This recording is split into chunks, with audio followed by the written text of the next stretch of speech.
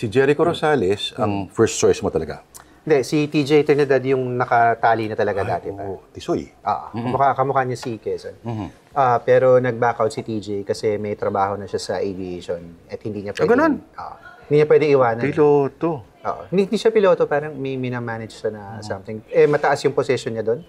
So, nag-usap naman kami, sabi niya, hindi pwede kasi may pamilya siya, kailangan niyang, alam mo yun. Tapos, medyo ansama nga ng loob niya kasi gusto talaga niyang gawin. Sabi ko, ako ngayon naiingit sa'yo kasi ang laki ng pera sa trabaho. Hawig niya nga si Kima. Pero, ayun, so tatanggap naman namin agad. Tapos, automatic eh. Pag backout niya, bigla ko lang naisip, si Jericho. Siya na. Kasi, yung pagkakasulat namin ng script at pagka-characterize namin kay Quezon, kailangan ko ng high energy na person. With TJ, iba yung magiging atake niya and I think maho-pull off niya yan. Pero, Mas niya yung energy niya.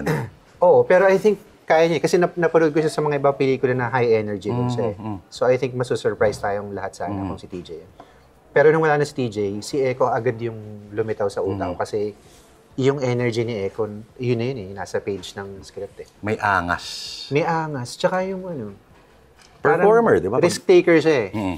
So pag binigay mo sa kanya yung eksena, ang dami niyang pwedeng gawin na nakakagulat eh. Tumanggi ba noong una?